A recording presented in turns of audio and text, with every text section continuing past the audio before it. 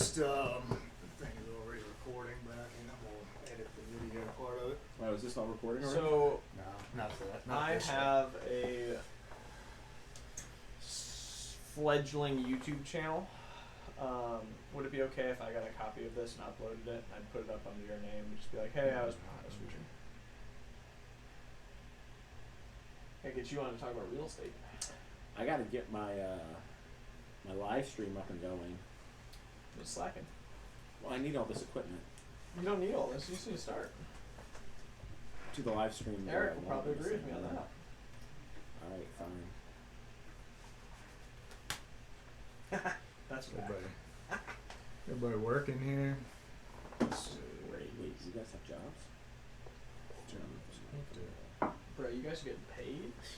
I haven't been paid in weeks. What do that mean? You would be both. Let's see. I guess we're all in the camera. Doobie-doo on the first. Close. Alright. We're not recording yet, but I'll just. Wait. Can I get a photo of your notebook? I'm going to show this to my wife because you and I have almost the exact same handwriting. It's terrible, huh? Like, that's almost as bad as mine. Let me see. We're Oh no, his is way better than yours, Ben. Rob's is almost better than yours. Rob can't even spell. When you write it, looks like you can't. It's in code. Ooh, I have to text Caitlin, make sure she gets into work on time. I'll do that.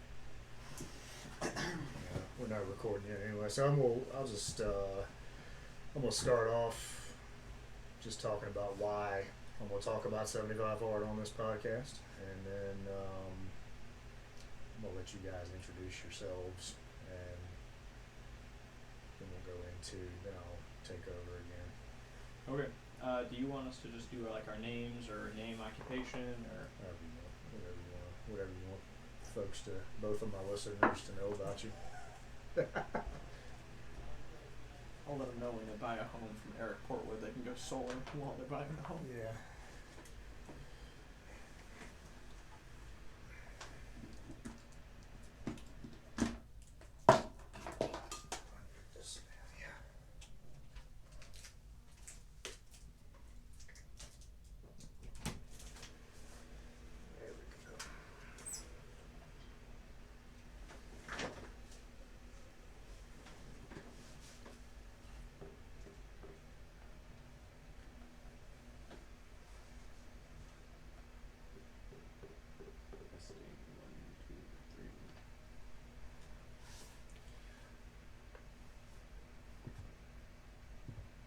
You guys to start with. That's the really cool part about this thing. He looks short.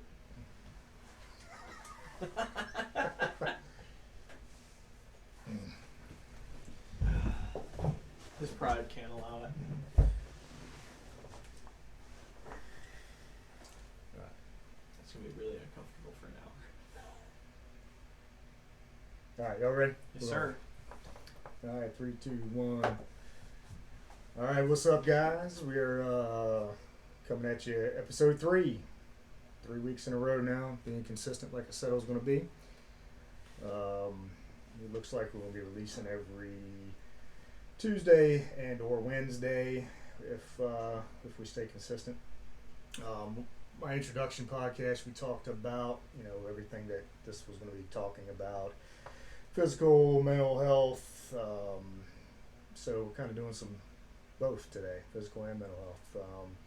For any of you guys that follow me on social medias, you know that I just completed 75 Hard back on October the 11th. So a couple of my buddies here in the office have decided to start 75 Hard, and we're going to talk about how they're doing so far, and we're going to kind of compare notes and talk about struggles I had, struggles that they've had, and if any of you guys are thinking about doing 75 Hard, you'll have a better idea what you're getting into. So now we'll let these guys introduce themselves. So whoever wants to go first. My name is Ben McElroy. I work out at the Gather and Short Pump, and I work for a solar company. My name's Sam Edwards. I also work here at Gather, the same brokerage that Eric Portwood works at. Me and my wife are both real estate agents. Right on. All right. Appreciate you guys being here today to be sharing your struggles along with us. I know a lot of people debate on doing 75 hard or have questions or why the heck does somebody want to do 75 hard or what do you accomplish from 75 hard. So let's start off with that. What 75 hard is for you guys that don't know what it is. Andy Frisella, the CEO of First Form Supplements, lifestyle brand supplement company, super motivator guy, came up with this. He created this program. It's a completely free mental, physical toughness program. It's there's a lot of programs out there that are, you got to pay for. You pay monthly, you pay weekly, you got to pay for this trainer to shoot you a bunch of crap, really. But Andy literally has laid out his program that has changed his life. It has changed multiple people's lives, completely for free. So what it consists of is you must follow a diet. That can be any diet of your choosing. You just cannot falter from that diet. You have to stay consistent with the diet. You have to drink a gallon of water a day. 10 pages of a non-fiction self-development style book. 2 45-minute workouts a day. One of those workouts has to be outside. It doesn't matter if it's raining, snowing, sleeting. Now, if it's lightning, let's be honest, let's be real, and just wait till it stops doing that. But it's got to be outside. You got to make it happen. You got to take a progress pic every day. And then last but not least is a lot of people struggle with this one the most, believe it or not, is the no alcohol and no cheat meals. So we'll get into why have you guys decided to do 75 hard? What demented ideas gave you this? I'm gonna have Sam answer that. Okay, so this is not my first time attempting 75 hard. I will be completing it, but I started during the summer 2020 during quarantine because I noticed myself falling into a lot of bad habits. I noticed myself not moving, not exercising, way too much TV, way too many video games, because I was sitting inside for pretty much all day. Couldn't really do much. So attempted it as a way to get back on track. And now this time around, the appeal of it is really lifestyle change and getting back to what I know I'm capable of. Obviously, pandemic, I transitioned to a new career, October 2020, adjusting to that, adjusting to different stressors and being in a new environment. There's a lot of things that I can't control, but I can control what I'm doing on a daily basis. And so wanted to something to get me back on track to, again, controlling what I know I can control and performing at the level that I know I'm capable of. Cool. Yeah. For me, part of the reason why I embarked on 75 hard, it was to do so in the form of brotherhood alongside Sam. We'd started previously and made up a lot of excuses and let ourselves off the hook, and we failed. And at the time I was okay with that, and I was getting ready to get married, and a lot of life stuff was going on. It just was not the ideal time to be pushing myself in that manner, or so I told myself. And so coming back from my wedding, from my honeymoon, being over 200 pounds, stressed, unhealthy, seeing Sam get challenged actually by Eric to finish it, I was like, you know what? Why not? Why not finish it? And that's not necessarily the best place to motivate yourself to start a journey like this. And I think it really, the core for me is this is the first time since being an athlete, that I've actually pushed myself to like complete something that I have predefined requisites of success. Yeah. Yeah. Like, it's so easy to let yourself off the hook when I just want to be healthier is your goal. Right. Well, as long as I'm not eating potato chips all day, I'm Absolutely. So now having, hey, these are the steps to follow for X period of time, and you'll see results. Like, it's a challenge for sure. Yeah. Yeah. I mean, that's why I started it. So I attempted it back in. I was still in the fire department at the time. What was that? 2019. I attempted it, and I got to day 50. And day 50 came around. You know what? I was like, you know what? I've really been half-assing this thing for the last couple of weeks, and I was like, I cannot get to day 75 and say that I completed 75 hard if I know in the back of my mind that I half-assed it. Right. So I quit. There's no other way to say it. I quit at day 50. So then I never went back to it until now. Let's see, I tell you, one of the biggest things that started for me, believe it or not, the no alcohol thing really was a push for me, not to actually want to do it. I found myself, I drank at my son's 7th birthday party, and towards the end of the night, I found that he wanted to play with his new toys, but Dad was so like almost already hung over from drinking so many beers at his birthday party. I'm like, you know what, something's got to change on this. So I was like, you know what, I'm starting 75 hard tomorrow. And I told my wife, I said, I'm gonna start 75 hard tomorrow. She said, well, if you start Wednesday, I'll do it with you. So I was like, all right, cool. So I was like, well, we're gonna start Wednesday. And once again, so I counted out when day 75 would be, or day 74 was going to be, day 75 was going to be the day before the third anniversary of my buddy that got killed in the line of duty, Brad Clark. I was like, all right, well, crap, that's it.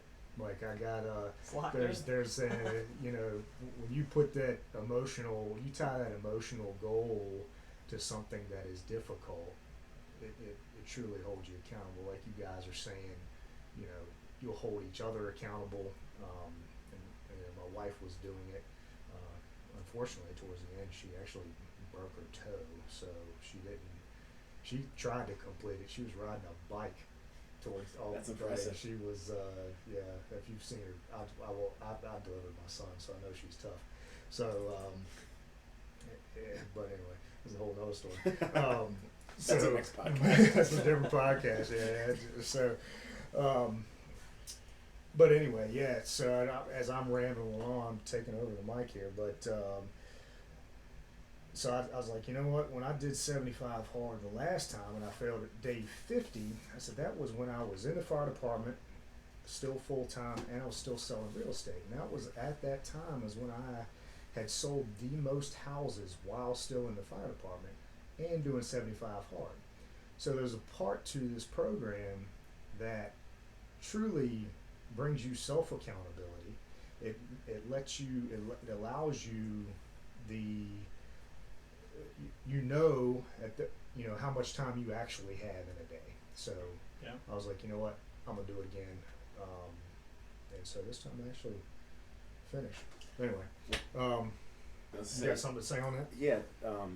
That point, one of the things I've always been taught, and typically holds true, if you pick one area to be accountable in, whether that's your spiritual life, your relationship, even if it's something as simple as, okay, I'm going to hold myself to keeping my living space, my apartment, my house, keeping something clean, it tends to start to spill over into other areas of your life where, all right, okay, I'm being really accountable and holding myself to a standard in one area, and then you start holding yourself to a better standard in all areas. Yeah. Yep. Absolutely. Yeah. No, it makes you the mental clarity, the no alcohol, no cheat meals, none of that sugar going in you, and staying active truly keeps your mind clear.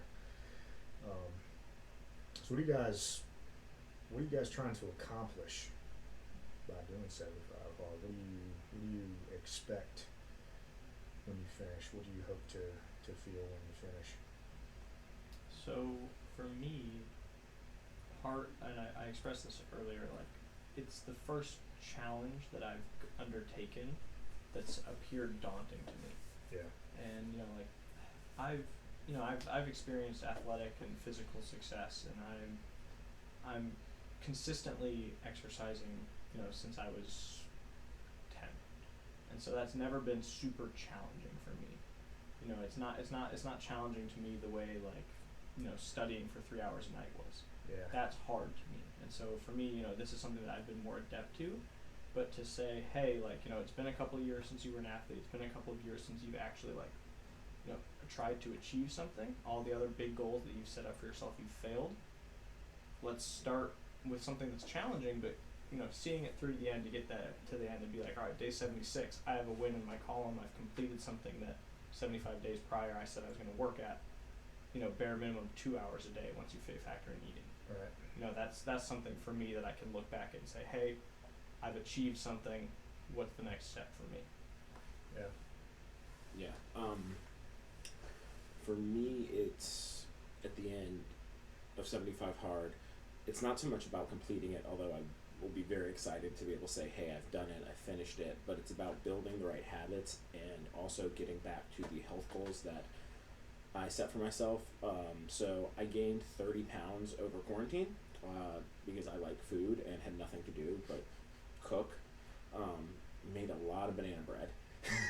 It was good. And so getting myself physically back to where I'm, well, not even back to in better shape than I was when we went into quarantine in 2020, and then getting the consistency of habits. I at one point was in the habit of reading a book a week, depending on the size. Maybe it took me 2 weeks, and then I stopped reading. I was in the habit of listening to either self-development, motivational, or educational podcast every day for at least an hour. That fell off. So a lot of the good habits I'd put in place really just fell by the wayside because of the pandemic, and I didn't realize how much it was just me and my wife, but being the two of us in an apartment, isolated because we were both furloughed at the time, for a period of months, how much that affects your psyche and how mentally sharp you are. And so getting back to what I know I'm capable of. Mm-hmm. Yeah, it definitely it definitely helps you. It helps your self-esteem, honestly, when you can complete just even day by day, or moment by moment of the day. Andy Frisella is a freaking genius, honestly. I mean, it seems like a simple program. It's not a simple program. It's not easy whatsoever. That's why it's called 75 Hard. But the premise behind it is it's those small wins every single day that continue pushing that needle forward every single day. All right, all right, man, it's 2:00. I've already drank my gallon of water. Check. Cool. I read my 10 pages. Check. And then by the end of the day, when you've checked off all of those checks, you're like, hell yeah, I just, one day down. Doesn't move next to the next day, Can I chime in on that? Yeah, go ahead. One of the things that my favorite part of this program was the reading. The first book that I started reading during this challenge was Atomic Habits by James Clear. And Sam read a book that I've read previously this year called The Compound Effect by Ryan Holiday. No, I was reading Ego's the Enemy by Ryan Holiday. Compound Effect is one of my favorite books, and that is by Darren Hardy, That's who it is. Yeah. editor-in-chief of Success Magazine. But both of these books, Atomic Habits and The Compound Effect, talk about the power and the motivation is temporary, but the experience of checking things off consistently. Yeah. And I've been very blessed to grow up and have mentors and people surround me that try and help me. And for a long time, I had this vacuum of fulfillment, where even if I did good that day, I'd go to bed and I'd be frustrated, feeling like I didn't finish enough. And my mentor sat me down. He's like, just make a list of 5 easy things every day that you're going to do, and send me a picture of it at the end of the day. And if you don't, you owe me $5 every time you fail. And so I failed one time, and I paid that man $5, and I was like, that was the stupidest thing not to do. It's a waste of money. Right. Well, and then I started every day. The night before, I'd write out my 5 things, and I'd check those off. First 5 things I did. It could be as easy as making your bed, doing the dishes, whatever. Yeah. But it literally, we all are searching for fulfillment, and oftentimes some of the most fulfilling things we can do is to accomplish something. Mm-hmm. It doesn't have to be something profound. Right. You don't have to climb Mount Everest to feel like you achieved something that day. Yep. I'm sure the high for Mount Everest is a little bit higher than making my bed every day, but there's still something to be said for those consistent daily intentionality of doing things. Yeah. No, I mean, you say, but there are some people that not even are capable of climbing Mount Everest. So that making their bed, that could be a truly, taxing, event for somebody. Right. So that is a huge, it's just about like you said, accomplishing things. I love it. Yeah. No, yeah. You hit the nail on the head for sure. So as far as what is you've made this commitment to complete this thing. What for you guys is the hardest part of making a commitment and sticking to that commitment? Well, you want to go? For me, the hardest part, I've always struggled with consistency and doing something for doing one thing for an extended period of time. And so the hardest part is the days you wake up and you're like, okay, like I've been doing this for 20 some days now. Like, do I really have to do this again? Like, I'm tired. I don't feel like it. Or like, and coming from I used to be a personal trainer. My degree's in exercise science. Like, from an exercise perspective, like, all right, if I walked for 3 miles every day for 14 days, like, doing it the 15th day isn't really gonna change much. Like, as long as I pick it back up the 16th day, like, everything's good. And so it's really easy to justify why you wouldn't keep doing it. And that's why I think the accountability, and if you can, doing it with somebody else or having high accountability yourself or joining a Facebook group or whatever, I think that accountability plays a vital role in it. Yeah. Because it's easy to let yourself down. You're probably the last person you should let down, but it is super easy to just say, you know what, I'll let myself down. But if you have someone who's doing it with you, it's much harder to let them down. Yeah. Yeah, I mean, for me, like, my personal difficulty with 75 Hard, it started out with time management. Like, that was a big wake-up call for me. I've been in an industry for the last almost 2.5 years now where I haven't had a set schedule since college. I make my own hours. I work when I want, and there's nobody really above me that can. All of us are that way right now. And it's a double-edged sword for anybody that works, 5 days a week, 8 hours a day. There's blessings and curses. But one of the things that it forced me to do is, when you're going through your checklist for the day and it's 11:30 p.m. and you've been up since 5 a.m. and you're like, I have to do an outdoor workout, or I have to do 2 workouts. And you have to look yourself and yourself in the mirror and say, all right, like, nut up or shut up, get out there and walk. And there was many a night that my wife, like, I was getting whiny.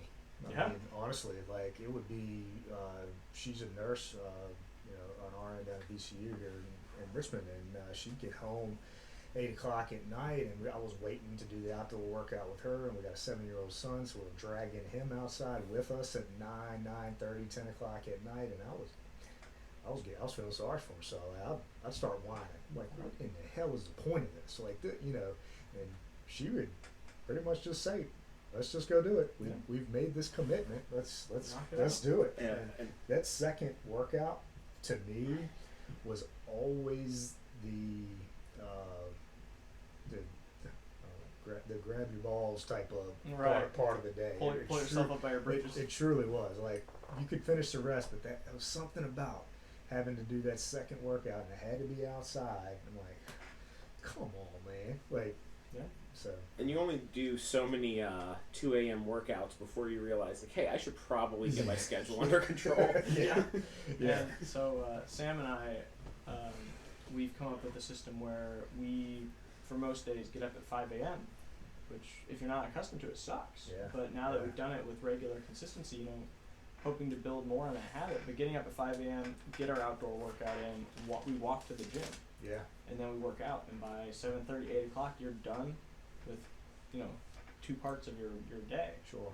And at that point, you know, you've worked out, you go home, you shower off, and you're ready for the day. You're not rolling out of bed and going to work half asleep, like you're awake and alert. Like, my bedtime's 9 o'clock now. Yeah, right. But you've already, like you say, it's those check-offs during the day. Oh 100%. man, I'm you know, you're feeling proud of yourself. You're like, hey, I've accomplished this already. Mm-hmm. It's, you know, 8 o'clock in the morning, where most people, some people are still sleeping at 8 o'clock in the morning. You know, they're you know, here you have worked out twice and, you Not know, today. pounded a half a gallon. Not today. I'm glad I'm not doing it right now. God bless you. It's raining right now in Richmond, and I went out and got my outdoor workout in. It's rained on me while I was walking, and it was cold. Yeah, those are some of my best ones. I like to be out in the rain. I bring back the army days. There you Throw go, my rucksack on and go march around the neighborhood. That was the best. So y'all, what else you got? What other kind of workouts y'all doing to switch it up? You know, 75 days is a long time to do the same freaking workout every single day. So it definitely is. So I actually, my plan was to go into, and I don't think I communicated this with Ben, even though we're doing it together. My plan, because I honestly have been very inactive, was to start with a modern intensity workout, lifting 4 days a week, cardio 3 days, and then walking, just to get my body used to being active for an hour and a half a day. And now that we're past week 3, lifting 5 days a week, still walking, but then adding in, this Saturday I'll be going to a yoga class just to do some active recovery, as well as some kettlebell and jump rope outdoor workouts, and just kind of gradually ramp up the intensity smartly. I mean, you can't ramp yourself up for 75 days. You'll break yourself, but if you're doing the right things to recover, but yeah, building up that intensity. So just switch lifting programs and then adding in some outdoor cardio options. yeah, well, that's it. I mean, you make a great point. You know, there's a lot of conflicting arguments out there with people talking about 75 hard or bashing the program in general, because you know, oh man, why are you going to do 2 workouts? You're going to kill yourself. It's not healthy. And well, you just explained it. Like the point of it is not to kill yourself. It is to work out twice a day. Working out twice a day doesn't mean that you're puking in the corner both times that you worked out. You can do yoga. Yoga is a workout. If for you guys that are listening and have never actually tried yoga and you think it's stupid, go try it. You will be in a puddle of sweat if you're taking the right yoga class, or take a hot yoga class, or active recovery. I mean, I don't know if anyone listening has worked with a trainer, been shown how to do it properly, but even just doing active recovery, some myofascial release, whether it's some stretching and foam rolling and different mobility exercises, none of them are physically challenging, but if you do them properly, you'll be sweating like 2 minutes in. Oh yeah. And it's all designed to help you be better the next time you get into a workout or into the gym. Yeah. I know when I started, I went all out too fast. So 3 days in to 75 hard, I'm like, oh my god. And I knew better, but I was like super motivated, ready to go at it. Even though I knew better, I still did it. That third day motivation. The third day, the pain set in, and I was like, all right. So that was when I started switching it up. But So we follow the typical dude bro lifting schedule of Monday chest day, Tuesday back day, Wednesday leg day, Thursday shoulder, you know. And we switch it up every now and then. But one of the things that I've had to be more cognizant of is not making it a competition. Sam and I are blessed to have a very good friendship and brotherhood spirit between us, but there's definitely an air of competition when we're doing stuff, and everything's a competition. So when we're in the gym, like, remembering that, you know, maybe I can shoulder press 75-pound dumbbells, but should I shoulder 75-pound dumbbells for multiple Not if you want to be survived for tomorrow. And so that's the biggest thing is like, you know, waking up in the morning and like you're like, I deadlifted 400 pounds the other day for multiple reps. Now everything hurts and I still have to get up and do it. Yeah. So it's a marathon, not a race. Like, you know. Well, and for me, one of the things that I realized, so I hate admitting this because I just hate admitting it, but I just turned 30, which isn't old by any means, but Ben is 23, and my cousin who's been working out with us is 21. And so they're both operating, as much as I'd like to say they're not, they're operating I on... should have worked out with y'all because I'm almost 40. Yeah. No, you should have. But one of the things I realized is I need to be... I can still go hard in the gym, but I need to be smarter. Like, ego lifting with Ben isn't going to get me anywhere, and in terms of recovery. And also to that, I kind of crashed about 2 days ago and was exhausted, and I couldn't figure out why. And I was running on about 5 to 6 hours of sleep a night, typically 5, for 21 days straight, and working out twice a day. And I was like, why am I just exhausted the last 3 days? Yeah. I was like, I've never focused on prioritizing sleep, because you hear everything, you can't sleep 8 hours a night. Elon Musk sleeps 6. Everyone, millionaires wake up at 5 a.m. Like, but doing something that is doing 75 hard, where you are having to work out twice a day, and then I was cutting, so in a caloric deficit, and running on 5 hours of sleep and just mainlining caffeine to stay awake. You can't do that long term. Unfortunately, when I was 21, I could do it fine. Like 18, 19 in college, I could like beat myself up and go on 4 hours of sleep, but now not so much. And something could be said for the fact that I actually have a real job and I'm not in college taking naps now too. Everyone says that, but you forget that most college kids have 4 classes and they sleep for half the day. Right. Shoot, I had to take a nap myself. What was the day? Sunday this past week, man. I was the same thing.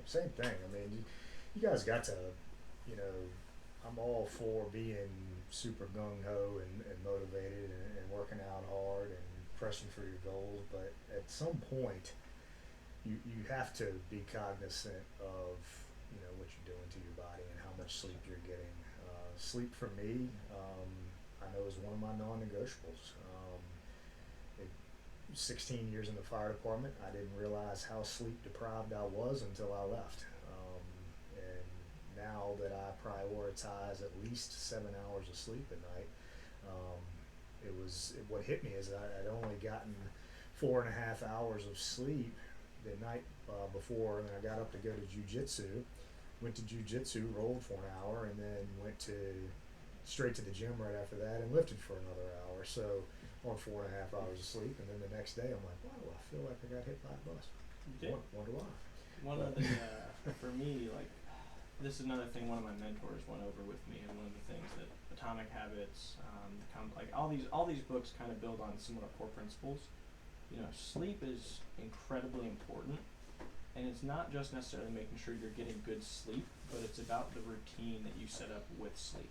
Mm-hmm. And so for me, like, you know, I grew up with ADHD. I got tested 2 weeks ago. I'm in the 100th percentile of like the most severe ADHD in 6 of the 8 categories.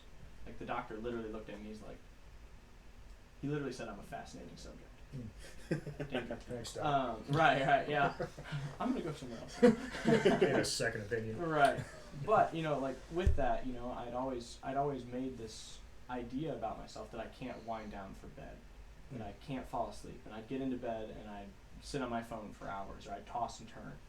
And one of my mentors challenged me. He's like, do these 6 things. And he's like, put your phone charger outside of your bedroom. You can't charge your phone in your bed. Yeah.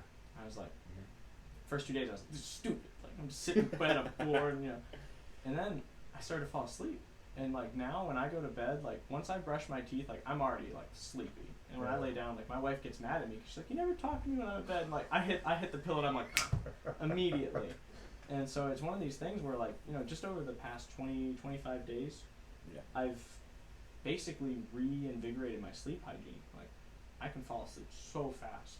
And it's awesome. Like, I've never been able to do that my entire life. It's always been something that I've struggled with. Yeah. And now just like, hey, reducing my exposure to like blue light, to like my wife loves to listen to podcasts to fall asleep. My brain's like, sound. Yeah. I can't do it. I'm like, you need to not do that. Like, read a book, do something. Like, don't involve me. And so it's one of these things where like prioritizing that. You know, like that's not a fun conversation to have with your wife when like she's like, I can only fall asleep listening to TV, and I'm like, I can't. I'm working out twice a day, so. Yeah, so how's sleeping in separate rooms going? Is that So going okay? here's the This thing. guest bedroom is very nice. We have 2 really nice beds. One's a purple, one's a memory foam. I'm good either way. Well, that's something that I found. I actually just sat down and did Monday morning. The book The Compound Effect talks about bookending your day. Jordan Peterson talks about it a little bit as well. It's in Atomic Habits, but basically setting up a pretty strict morning routine and a strict evening routine. And honestly, the time you start the evening routine is less important than the time you wake up, but both are important because for me, it's really easy to, one of the habits I fall into is if I had a busy day, it's like, oh, well, you're almost bargaining time with yourself saying, well, I didn't get to I didn't get to enjoy any entertainment. I didn't get to watch TV, scroll on Instagram, play video games. Yeah. So I know it's 11, I should go to bed, but I can stay up till midnight and get an hour in of a TV show or something. And instead of doing that, just saying, all right, whether it's 9, 10, or 11, like this is the time that I start my routine and this is what I do. So, and sticking to that, it, like Ben said, it makes your sleep habit, you truly set a pattern for yourself and almost a ritual for sleep. So when your body starts doing it, okay, now it's time to go to bed, it starts shutting down. And same for in the morning, it just helps you manage the 2 parts of your day you have 100% control of.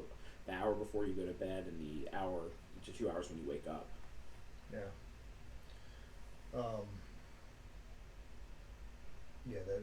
That's very important topics on the sleep because doing all this 75. I mean, you got to get sleep for this.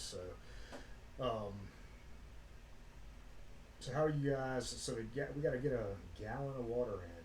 So some people that can freak people out too.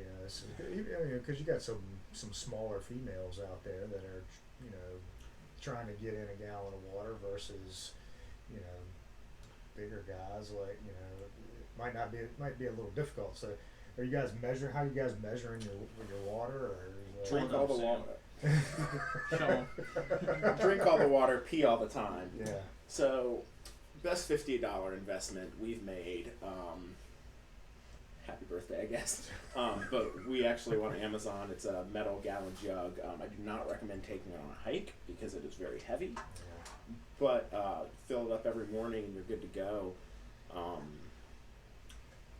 Best tip I can give people for it is it does suck because you have to use the bathroom all the time. But the more of it you can drink in the morning, front loading it makes it a lot easier. Yeah. I've actually gotten, once you get in the habit of drinking that water, I typically I still get up and I'll chug about 32 ounces of water right out of the gate when I wake up, because I typically fast, intermittent fast in the morning.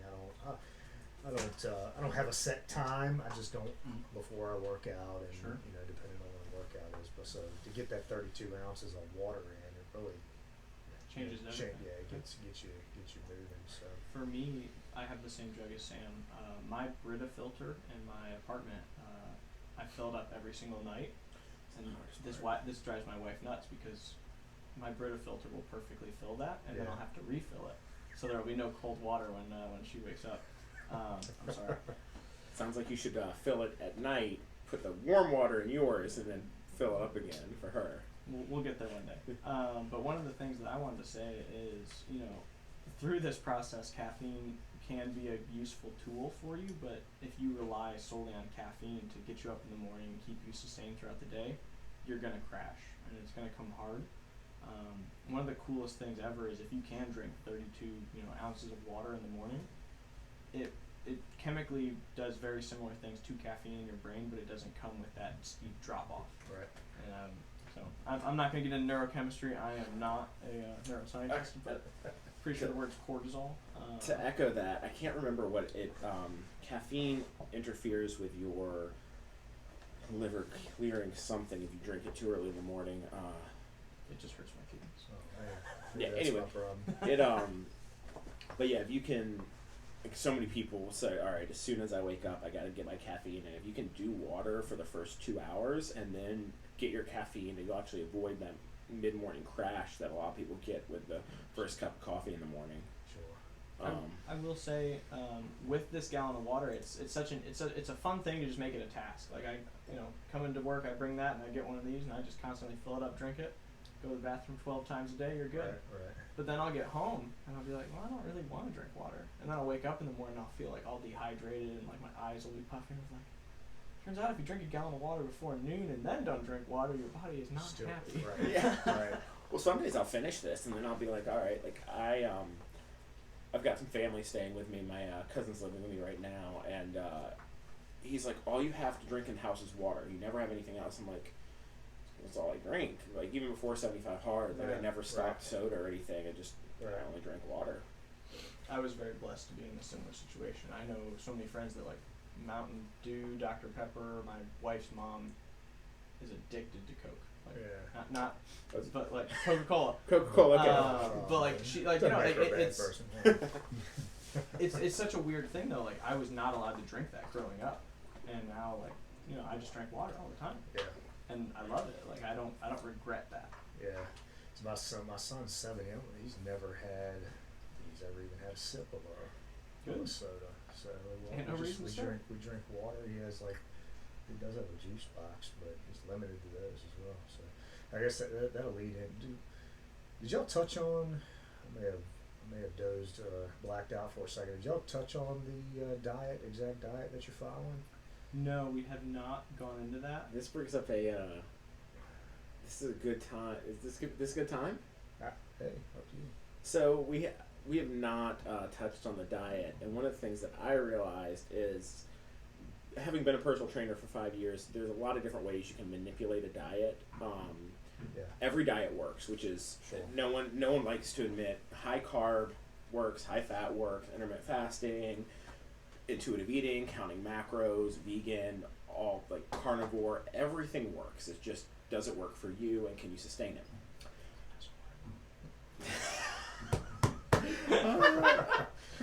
Sorry, all you vegan people out there. Pretty sure there's I don't agree with it either. Pretty sure there's a Bible verse is somewhere that says "Be nice to vegans." I'm paraphrasing, but is that in the message? But one of the things I realized is, well, one of the nice things is 75 hard doesn't restrict you to a specific diet, and I had mapped out, because staying consistent with a diet, I basically mapped out 45 to 50 days sticking to one, and then I was going to transition because of the fitness goals I had. One of the things I realized after Halloween, so Ben had a Halloween party. I was being encouraged to quit and stay at the party and not go home and work out. I'm like, now I have to go home, work out. Not by Ben. It was other people there. Ben held me accountable. But one of the things I realized Monday, even Sunday night, was I'd been half-assing my diet because I know how to manipulate my diet a bunch of different ways. I was like, oh, that's what I'm doing, when in reality I was just eating what I wanted to, probably 4 out of the 23 days at the time. So because of that, I actually started over, and I hadn't told Ben yet, so Ben, I get a live reaction from Ben that I started over because I've been bullshitting on my diet. Integrity is important. I'm proud of you. Hey, see, that was a good response. That was a great response. I'm so excited to eat cheesecake in front of you on Christmas and you just can't have it. Oh. How those 2 pieces of pizza you ate earlier? Those were actually for Justin. I was smuggling them out. You can call him. For those that don't know, Sam passed me in the hallway earlier. I had 2 pieces of pizza on a plate, and Sam looked at me. He's like, "Those aren't 75 hard approved." I was grabbing those for Bud. Shout out to Justin. Shout out to Justin. So for me, like diet, again, diet's never been my strong suit. I hate meticulous activities. So like trying to get me to write down what I'm eating and track my calories in an app, it's like nails on chalkboard to me. I just don't want to do it. Right. So basically, the diet that we initially talked about and kind of focused on was sub 2,400 calories a day, prioritizing protein. Yeah. And then we kind of agreed, hey, one sweet thing a week, whether that's, you know, small piece of cake, something like that. Okay. Yeah. All right. What are your thoughts And on that? I would say Andy Frisella would not agree with the piece of cake. Okay, well, so for me, and this is where interpretation comes into play, because it says cheat meals, Mm-hmm. and for me, like a cheat meal is like McDonald's, or you know, something that you go out and you grab a shake at something. That's what I interpreted it to be. Okay.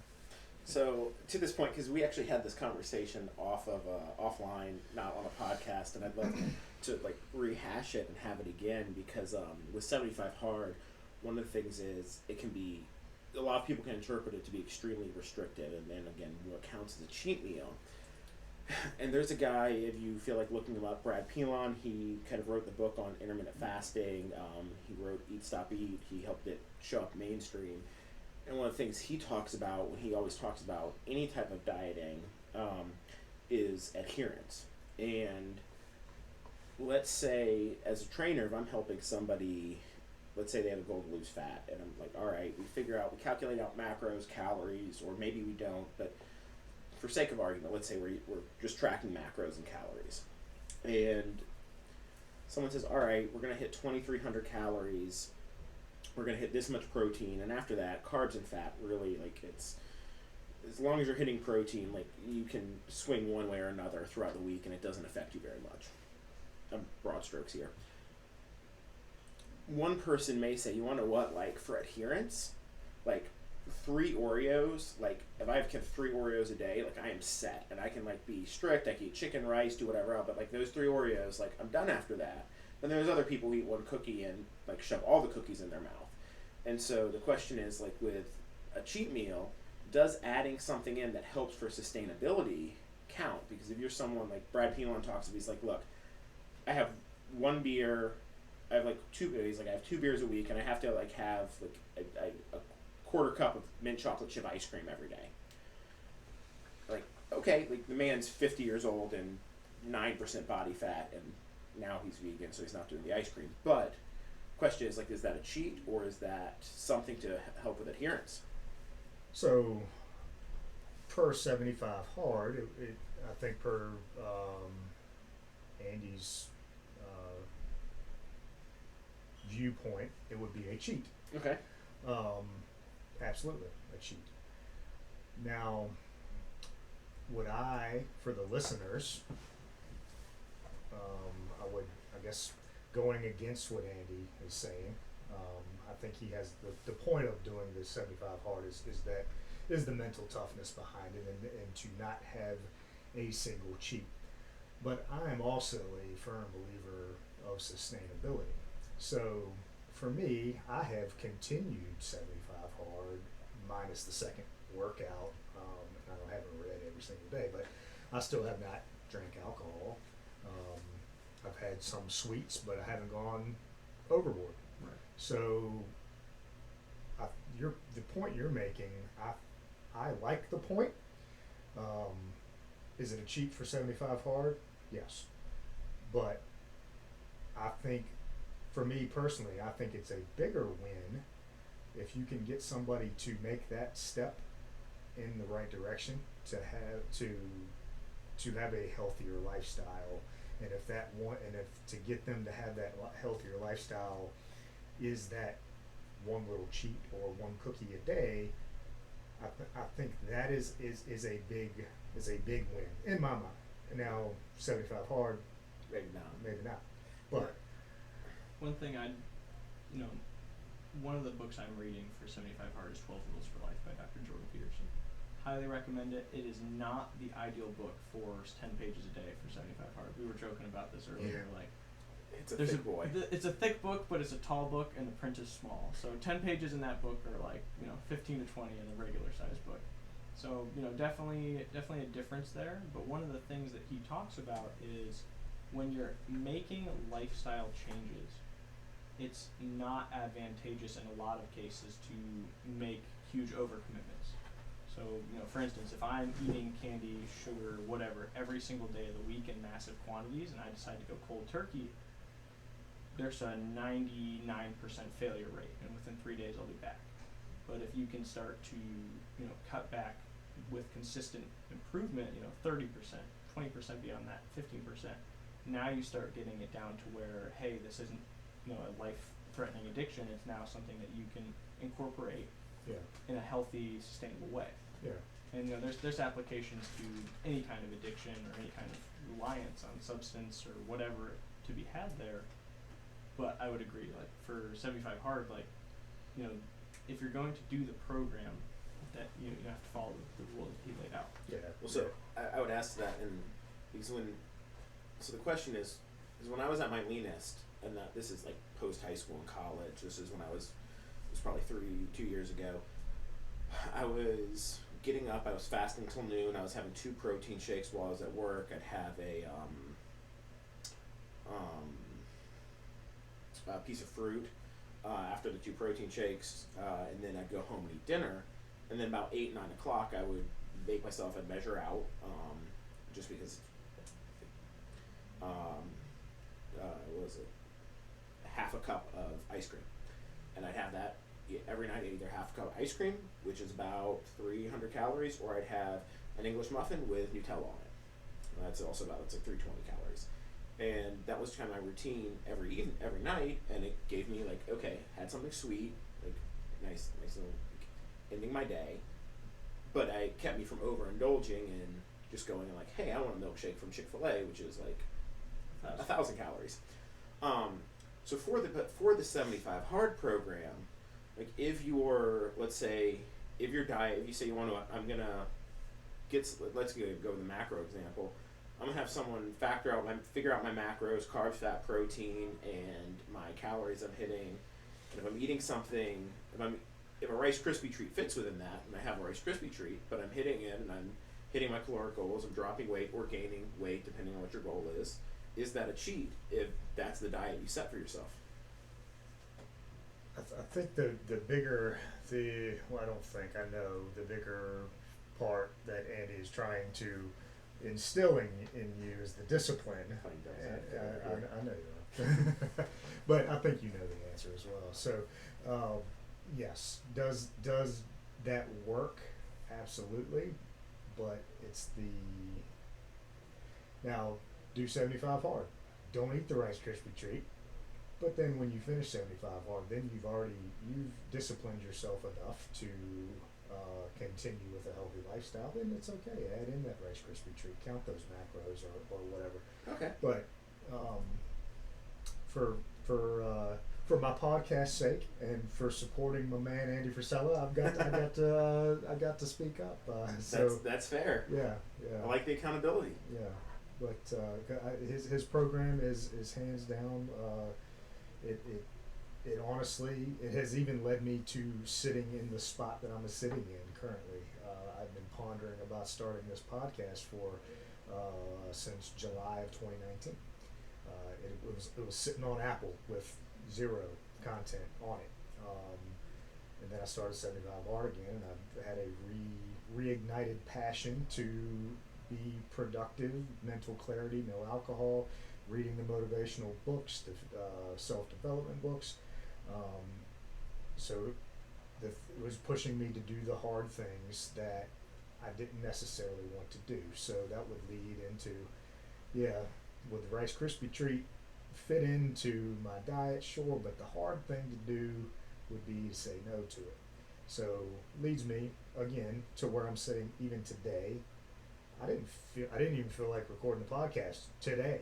Just simple as that. I was tired, but how am I gonna say I don't feel like doing a podcast on 75 Hard? Remember the conversation we had with Casey in here? It would have gone something like that. Right. So I don't. So to that point, do you care to be for like 2 minutes? Go ahead. Let's say to that point, that's actually why I restarted 75 Hard. Yeah. Is so the stage we're at. Ben was having a Halloween party, and one of the things that some of our friends have said about us doing is like, all right, well, you're not really like it's not like a diet program. So like if you want to like lean out and just get shredded, there's other things you can do, and like it's kind of stupid. Like why do you have to work out? Like it's not good for you. Everyone's like giving us all the objections, and one of our friends was trying to get me to mail in the workout. He's like, well, just do push-ups in here and like you're good. I'm like, that's kind of mailing it in. And Ben made the comment that the program isn't a diet program. It's not an exercise program. It's a mental toughness program. And so I left the party. I went home. I did my workouts. I read that night. But one of the things I realized is, you want to know what? It is a mental toughness program, and I've chosen the easy route probably 3 or 4 days in the last week of diet because I did what was convenient instead of what I committed to myself doing. And so it was one of the things where I was sitting there and it's like I could finish 75 hard. I'd be leaner, like no one would know the difference. Like I'd physically be able to show I'd done it. I'd be able to check everything off and do that nice Instagram post.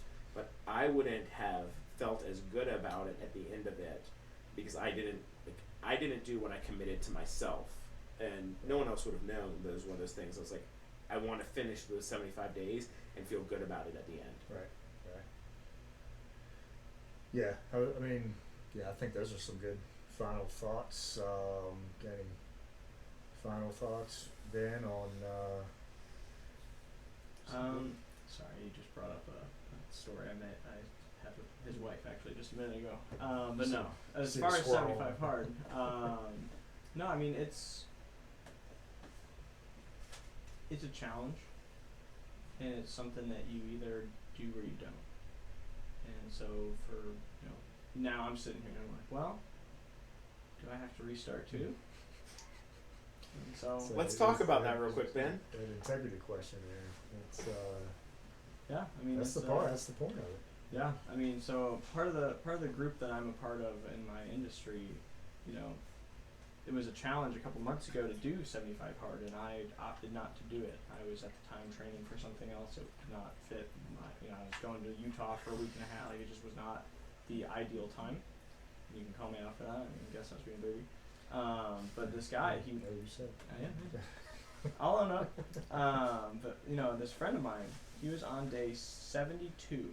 Oh wow.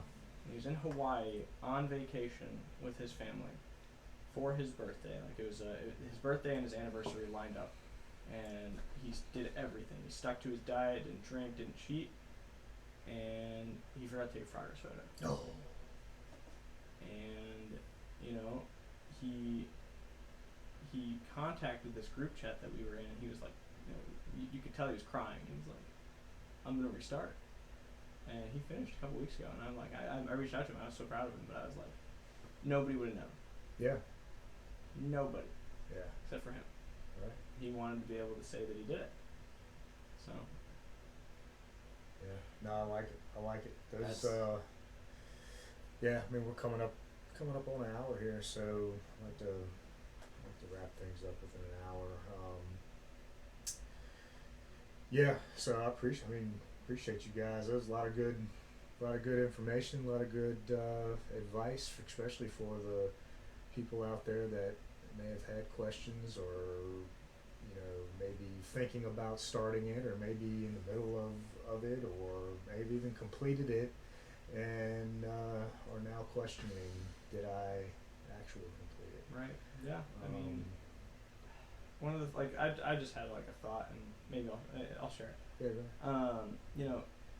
If you are listening to this and they're like, man, that sounds fun, or I want to do that, like, nobody's ever gonna walk up to you and like be like, do this. Like, no one's gonna come alongside you and say like, hey, this is exactly what you need to do to get your life back on track, or to start building momentum towards something that you want to achieve. Yeah. Like if you're very, very blessed, you'll have mentors and people that'll be in your life and in your sphere that'll like check in on you and help you and be there for you. But at the end of the day, the responsibility to start and to finish something starts with you. Right. And it ends with you. Well, So if there's something you want to do, feel free to reach out to Eric, reach out to us, reach out to someone. I mean, start that. Like, once that conversation's out there, that's what starts everything. Yeah. And last thing to that point is there's never a good time to start. No. It's almost a 3-month program. It's 75 days. You could say, hey, I'm gonna start in January, but then you run into Valentine's Day. You start after that. You run into Easter. You start in the summer. You're running into barbecues, cookouts. Right now it's football season. It's like, oh well, what about Thanksgiving and Christmas? Assuming nothing catastrophic happens, there'll be another Thanksgiving, Christmas, time to get with family. There's never a good time to step back and say, I'm gonna not indulge and focus on me for almost 3 months. But if you do it, at the end, your future self is going to thank you for it. And so if you want to start it, I say start now. Yeah. All great points, guys. I really appreciate y'all coming on, talking about 75 hard. Like I said, it was a big turning point for me. We thank Andy for developing this thing. It dude's a freaking genius, like I've said before. But anyway, that's what this whole podcast is about. Armed and Dadly. It's a lifestyle. It's a vision. It's a movement to get like-minded men and people in general together to hold each other accountable and do the hard things to improve themselves. So, thanks again, guys. Yeah, happy to be here. Thanks for having us. See you, man. Right on. Everyone, put the headphones back on. Oh. Let's see if I can. There we go. Instagram photo. Way down. Sweet. Thank you. Yeah, I restarted because I was. I just wrote out a text and I have not. He wants his handcuffs. Yeah. Yeah, I don't have them. I give them back to him. I don't know why you'd bring them.